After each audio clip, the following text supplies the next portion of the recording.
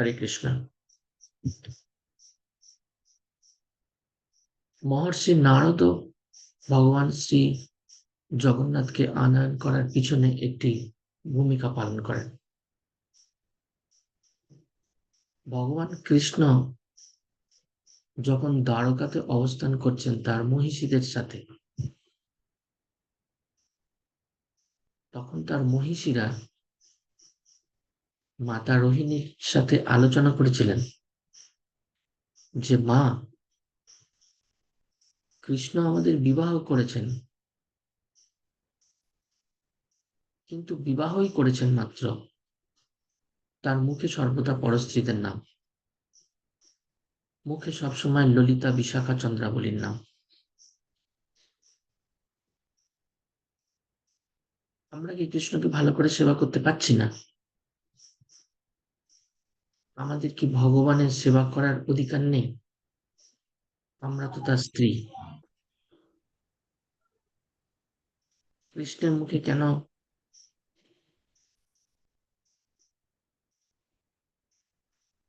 সর্বদা গোপিকাদের নাম?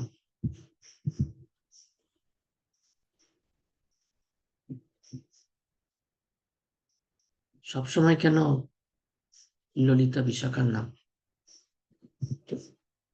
এই কথা তারা রোহিণী মাকে জিজ্ঞেস যখন করেছিলেন, তখন রোহিণী ছোটবেলায় বৃন্দাবনে বাস করতেন। সেজন্য মাতা রোহিণী ভগবানের যে বৃন্দাবন লীলা, সেটা অনেক নিকট থেকে দেখেছিলেন। তো রোহিণী বলেছিলেন, এই বৃন্দাবনের ব্যাপারটা বা কৃষ্ণের বৃন্দাবনের প্রতি এত আকর্ষণের ব্যাপারটা আমি সবটা বলতে পারি, কিন্তু তোমাদেরকে সতর্ক থাকতে হবে, আমি যখন এই কথা বলবো তখন যেন কৃষ্ণ সেখানে প্রবেশ না করে, সে যেন শুনতে না পায়। সেজন্য দ্বারকার রাজমহলের মধ্যে এই 16,100 গোপিকাদের নিয়ে রোহিণী কথা বলতে শুরু করেছিল। রোহিণী মধ্যস্থলে, আর সমস্ত তার মহিষীরা তাকে ঘিরে সেখানে বসেছিলেন। আর মাতা রোহিণী সুভদ্রাকে দ্বারপাল করেছিলেন যে যদি ভগবান কৃষ্ণ আসেন, তিনি যেন আমাদেরকে সূচিত করেন যে ভগবান কৃষ্ণ এসছেন, তাহলে আমি বৃন্দাবনের গোপিকাদের কথা বলা বন্ধ করে দেব। কারণ ছেলের মাধুর্য রসের কথা মার মুখে শোনায় না, বা কৃষ্ণ সে কথা শুনতে পারবেন।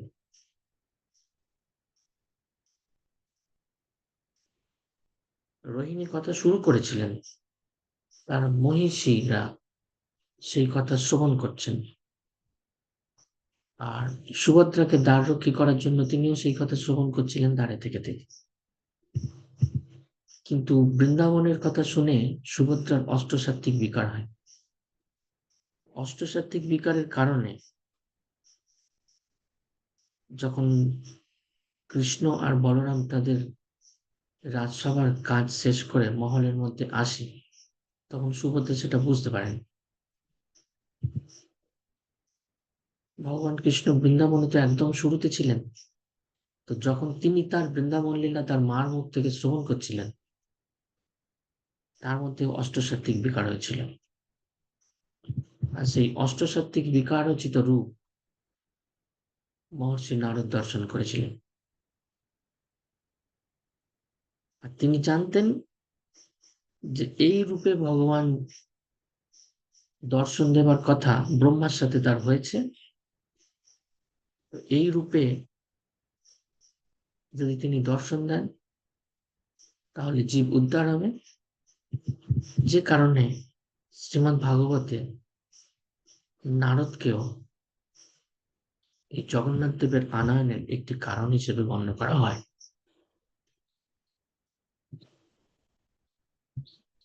তারপর পার্বতীকে পঞ্চম কারণ হিসেবে গ্রহণ করা হয়, শ্রী জগন্নাথ দেবের আনয়ন। পার্বতী দেবীর জন্যও জগন্নাথ দেব এসেছেন। কারণ হিসেবে বলা হয় যে লক্ষ্মী দেবী ভগবানকে প্রসাদ খাওয়াচ্ছিলেন, মহাপ্রসাদের কাহিনী তোমাদের হয়তো জানা আছে অনেকটা। আর নারদ একটু উচ্ছিষ্ট চেয়েছিলেন।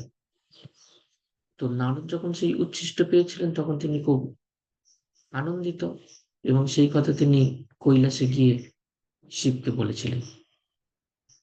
তো শিব যখন সেই মহাপ্রসাদ চেয়েছেন তখন নারদ দেখছেন আর কিছু নেই, তার আহ, নখের মধ্যে একটু কিছু প্রসাদ লেগে আছে। তিনি সেটা শিবকে দিয়েছিলেন, আর শিবও পেয়ে খুব খুশি হয়েছিলেন। এই শিব নারদের খুশি যখন পার্বতী জানতে চেয়েছিলেন, তখন শিব বলেছিলেন, আমি এই মহাপ্রসাদ পেয়ে এই আনন্দ পেয়েছি, সেজন্য আমি খুশি। কিন্তু পার্বতী ভাবছেন, আমি আপনার অর্ধাঙ্গিনী, আমারও অধিকার আছে সেই মহাপ্রসাদে। তো যখন তিনি সেটা পেলেন না, তখন তিনি ভগবানের দ্বারস্থ হয়েছিলেন, এবং পার্বতী বলেছিলেন যে কেবলমাত্র এই মহাপ্রসাদ আমাকে দিলে হবে না, আমার মহাপ্রসাদ, আপনার মহাপ্রসাদ জগতের সবাইকে দিতে হবে। কারণ পৃথিবীতে যত মানুষজন রয়েছেন সবাই আমার পরিবার। সেজন্য এই ভগবান জগন্নাথের প্রসাদ বিমলা দেবীর মারফত হয়ে, বিমলা দেবী অর্থাৎ পার্বতী দেবীর মারফত হয়ে বাকি সমস্ত ভক্ত,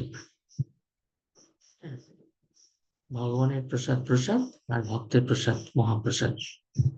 তো সেই জন্য পার্বতী দেবীকেও জগন্নাথ দেবের আসার আরেকটা কারণ হিসেবে গণ্য করা হয়। তাহলে এই যে 5টি বা 6টি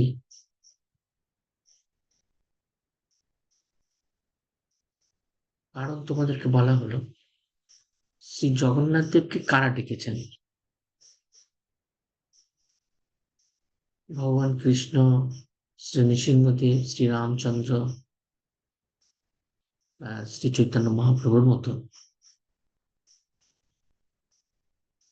শ্রী জগন্নাথকে কারা ডেকেছেন, কেন তিনি এসেছেন আমরা জানি না। তো এই জগন্নাথের অনন্ত লীলা, জগন্নাথ সম্পর্কে মানুষের অনন্ত ধারণা।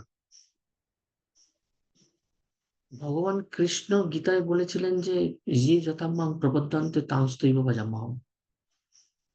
যে ভক্ত যেভাবে আমাকে ভজনা করবে, যে ভক্ত যেভাবে আমাকে ভজনা করবে, আমি তার কাছে তেমন ভাবে যাব। ভগবান কৃষ্ণের এই কথাকে বাস্তবে রূপ দেবার জন্য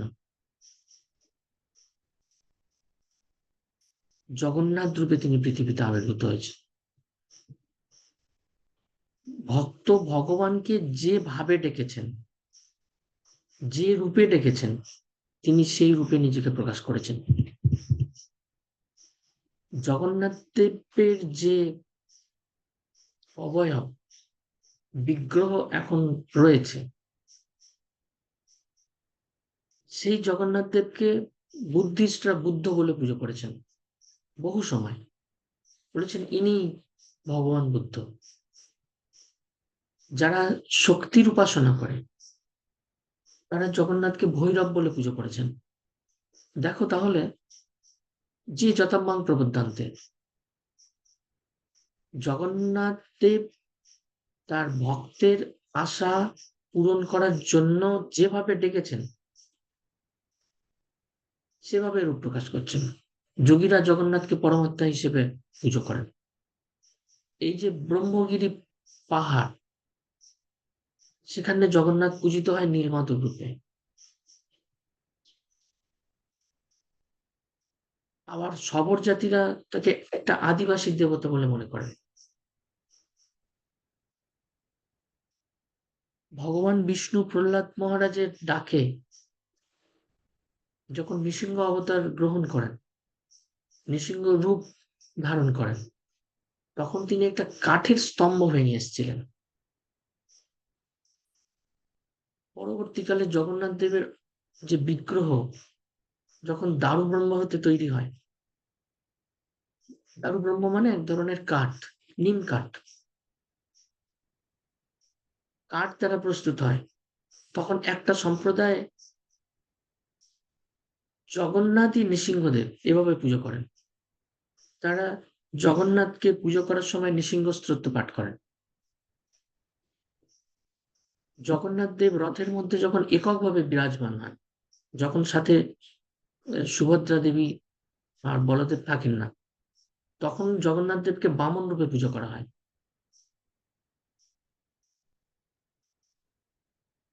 যখন তুলসীদাস, রামায়ণে তুলসীদাস, তিনি যখন পুরীতে এসেছিলেন তখন শ্রী জগন্নাথ দেবকে তিনি রাম রূপে পুজো করতেন। গণপতি ভট্ট একজন অতি বিশেষ ভক্ত, তিনি যখন পুরীতে এলেন তিনি জগন্নাথ দেবকে গণেশ রূপে পুজো করেছিলেন। সেই তার গণেশ রূপ অনুযায়ী জগন্নাথ দেবের স্নান যাত্রায় গণেশের রূপ ধারণ করেন, গণেশ রূপে তিনি স্নান যাত্রাতে পূজিত হন। আবার শ্রী চৈতন্য মহাপ্রভু জগন্নাথকে কৃষ্ণ রূপে পুজো করেছেন। আবার বৈষ্ণব সম্প্রদায় জগন্নাথকে গৌর রূপে পুজো করেন, তিনি বলেন যেই গৌর সেই কৃষ্ণ সেই জগন্নাথ। আমরা যে জগন্নাথ কথা আলোচনা করছি তার মধ্যে আমরা বুঝতে পারছি ভগবান কৃষ্ণের গীতার যে কথা, যে যথাম্মাম প্রপদ্যন্তে তাংস্তৈব ভজম্মহম, তার সেই কথাটি বাস্তবে রূপ দিয়েছেন জগন্নাথ। যে যেভাবে আমাকে পুজো করবে আমি তার কাছে সেভাবে আবির্ভূত হব। ভগবান এক, অনাদি আদি গোবিন্দ সর্বকারণ কারণ, এক ঈশ্বরবাদ বলা হয়। কিন্তু আমরা যখন ভগবানকে এই গণেশ রূপে, রাম রূপে, আদিবাসী দেবতা, ভৈরব রূপে, বুদ্ধ রূপে, বিভিন্ন বিভিন্ন ভাবে যখন আমরা দেখব, তখন মনে হবে যে ভগবান আর একেশ্বরবাদ নেই, এটা বহু ঈশ্বরবাদ হয়ে গেছে। কিন্তু প্রকৃতপক্ষে ভগবান একক, তার যে রূপ সেটা অনন্ত। জগন্নাথের এখানেই বিশেষত্ব, এখানেই জগন্নাথ অন্যদের থেকে আলাদা, এখানেই জগন্নাথের মহিমা আমাদের পরিলক্ষিত হয়। জগন্নাথ সম্বন্ধে আমরা বেশ কিছু কথা আগে শ্রবণ করেছি। প্রত্যেক বছরই জগন্নাথ কথা আমরা শ্রবণ করি, যেখানে আমরা জেনেছি যে ভগবান কৃষ্ণ এই নীলগিরি পর্বতে নীলমাধব রূপে কিভাবে অবস্থান করেছেন, বা কেনই বা তিনি এখানে এসেছিলেন।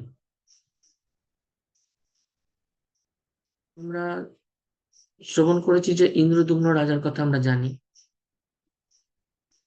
তিনি তার তৈরি মন্দিরে ভগবানকে সচক্ষে দেখে প্রতিষ্ঠা করতে চেয়েছিলেন।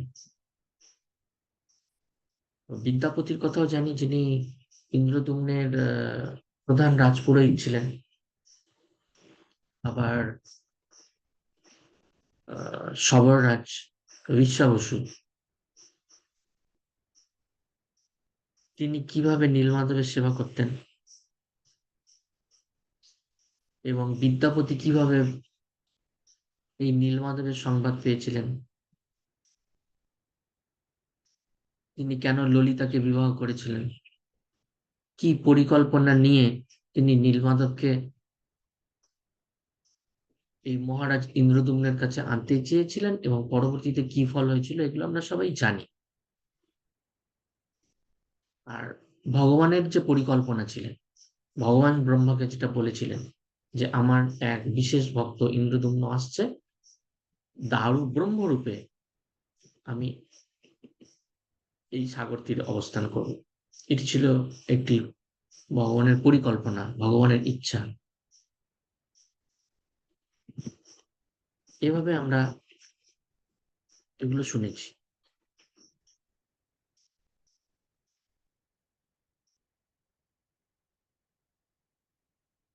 তো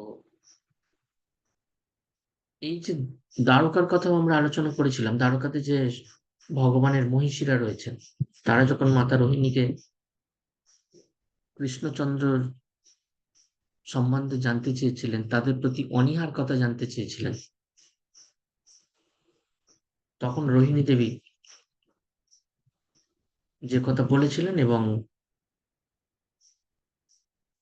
নারদ মুনি ভগবানের কৃষ্ণের যে বিরহ রূপ দেখে ফেলেছিলেন, যে তার হস্তপদ সংকুচিত হয়ে একটা কূর্ম রূপ ধারণ করেছেন, কূর্মের আকৃতি নিয়ে নিচ্ছে, এটাও আমরা জেনেছি। এখন যেটা জানবো, এখন কথা হলো, কৃষ্ণই যদি জগন্নাথ হন, ভগবান কৃষ্ণ যদি জগন্নাথ হয়ে থাকেন, তাহলে আমরা এতদূর পর্যন্ত যা শ্রবণ করেছি, আমাদের সেই শ্রবণ থেকে যা উপলব্ধি হয়েছে, সেখানে আমরা দেখছি যে কৃষ্ণের থেকে জগন্নাথ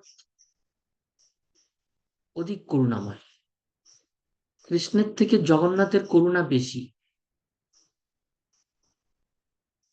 ভগবান কৃষ্ণ যদি নীলমাধব হয়ে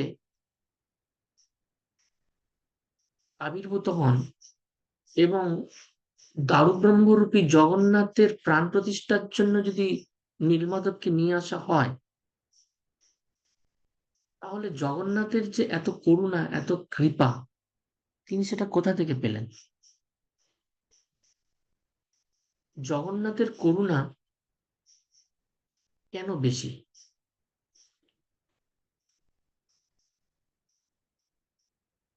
জগন্নাথের আবির্ভাব সম্বন্ধে আমরা একটা শ্লোক ব্যবহার করেছি ভগবত গীতার, যে যথামাম প্রবুদ্ধান্তে তানস্তৈব ভজাম।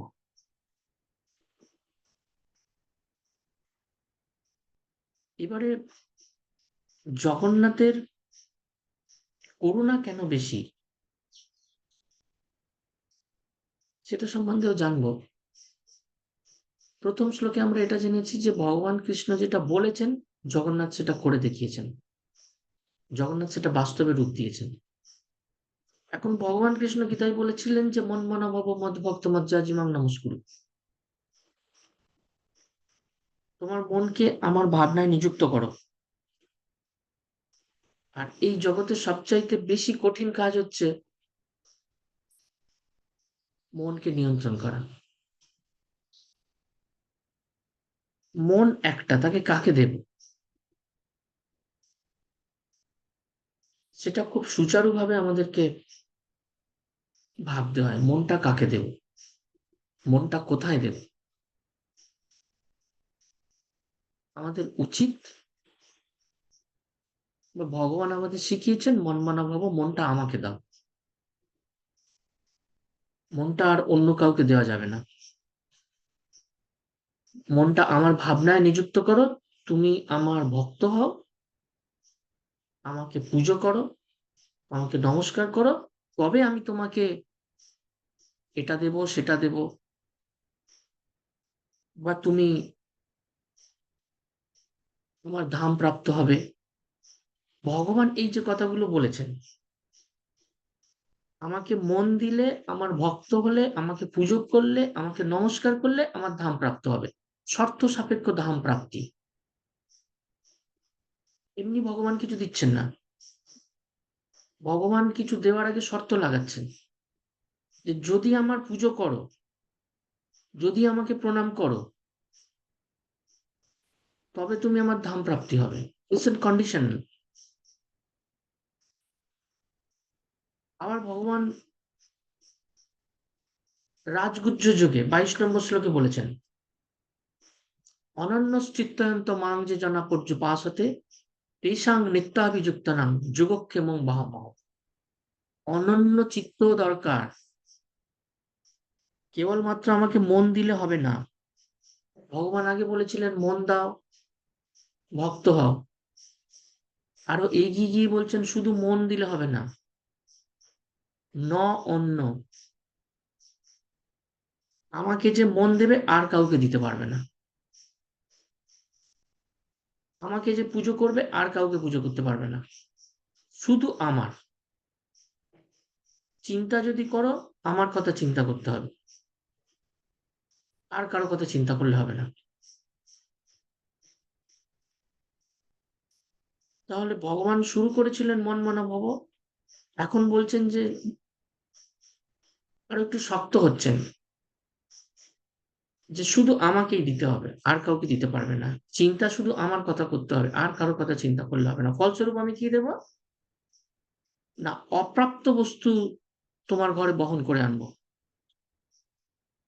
আর প্রাপ্ত বস্তু সংরক্ষণ করব। এখানেও ভগবান যে ফল দিচ্ছেন সেটাও শর্ত সাপেক্ষ ফল দেন। তুমি যদি অনন্য চিত্ত হয়ে আমাকে করো, তবে আমি তোমাকে এই ফল দান করব।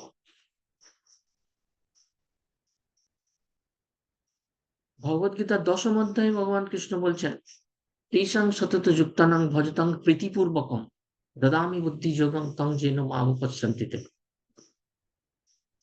দেখো ভগবান মন মনা ভব থেকে শুরু করে যত তিনি এগোচ্ছেন, তত সুচারুভাবে ভগবানের যে তীক্ষ্ণ বুদ্ধি, হুম, কিভাবে শর্তের উপরে শর্ত চাপিয়ে যাচ্ছেন। বলছে যুক্ত আমার সাথে হবে, কিন্তু সতত, মানে নিরন্তর, নিরন্তর আমার সাথে যুক্ত হতে হবে, কেবল যুক্ত হলে হবে না। ভগবদ্গীতাকে যখন আমরা ভালো করে স্টাডি করব, এই শ্লোকগুলো সম্বন্ধে জানবো, তখন ভগবানের উদ্দেশ্য আমরা বুঝতে পারবো।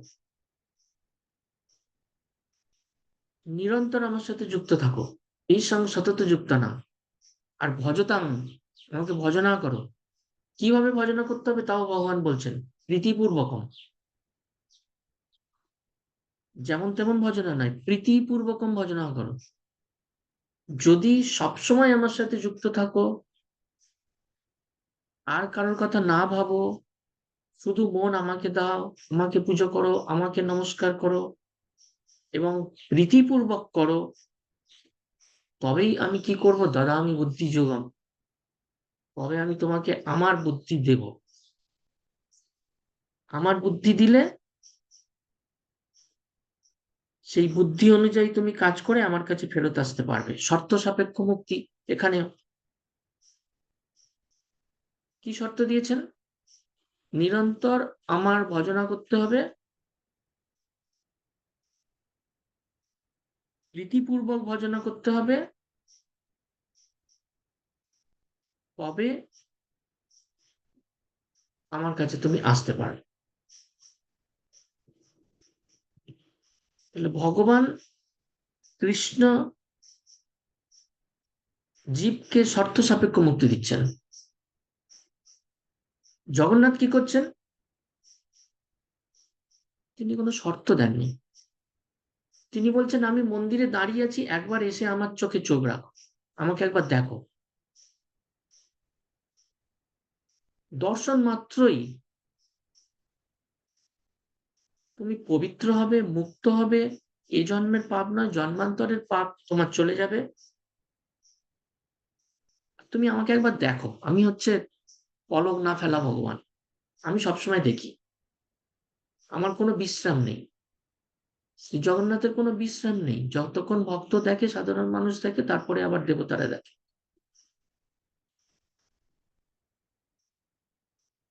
তাহলে ভগবান কৃষ্ণ যেখানে শর্ত সাপেক্ষ মুক্তির কথা বলছেন, জগন্নাথ দেব এত করুণাময়, তিনি কোনো শর্ত রাখেননি। কেউ তাকে প্রীতিপূর্বকের কথাও বলেননি, ভজনা করার কথাও বলেননি, শুধু আমাকে মন দাও সে কথাও বলেননি, নিরন্তর আমার সাথে যুক্ত থাকো তাও বলেননি। তিনি শুধু বলেছেন আমি মন্দিরে দাঁড়িয়ে আছি, একবার আমার চোখে চোখ রাখো, একবার আমাকে দেখো, বাকি সকল দায়িত্ব আমার। জগন্নাথ দেবের এটাই করুণা, এটাই মাহাত্ম্য, এটাই তিনি পৃথক। জগন্নাথ দেবের পরেও দেখছেন যে আমার মন্দিরে আসার মতো মানুষের সময় নেই। মানুষ তার নিজ কাজ নিয়ে, নিজ পরিবার নিয়ে সবসময় ব্যস্ত। সে কারণে আবার জগন্নাথ কি করছেন না, জীবকে দর্শন দেবার জন্য তিনি রথ নিয়ে বেরিয়ে পড়েছেন বাইরে। কেন? আমাকে দেখো। কারণ এটা, তুমি আমাকে দেখো, আমাকে দেখলেই তুমি ফল পাবে। তিনি বলেছেন না, রথে তু পাবনাং দৃষ্টা পুনর্জন্ম না বিদ্যতে। তিনি কি ভগবানের মতো এত শর্ত রেখেছেন?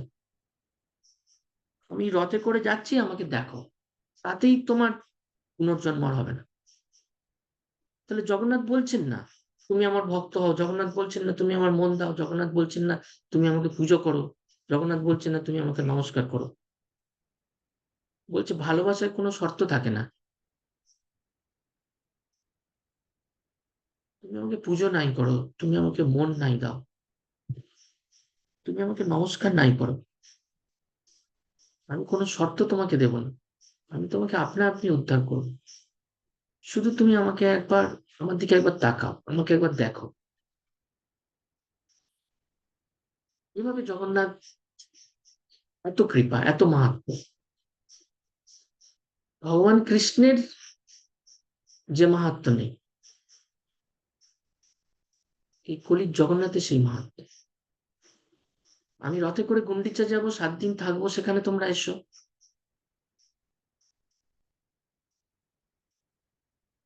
সেখানে এসে আমার আমার আরতি দেখো। ব্রহ্মা নারদকে জিজ্ঞেস করেছিলেন, নারদ বলতে পারেননি যে গুন্ডিচার আরতি দেখলে তার কি ফল।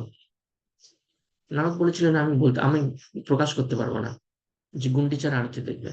আমি গুন্ডিচার আরতি নিয়ে যদি সম্ভব হয় সোমবার ভোরের ক্লাস দেব, তখন ভগবান গুন্ডিচাতে থাকবেন। তো এখন প্রশ্ন হচ্ছে যে কৃষ্ণ যদি জগন্নাথ হয়, তাহলে কৃষ্ণের যেখানে এত কৃপা নেই, সেখানে জগন্নাথ এত কৃপা পেলেন কিভাবে? এটাই এই 3 দিনের সেমিনারে জানার মূল বিষয়। জগন্নাথ এত কৃপা পেলেন কিভাবে?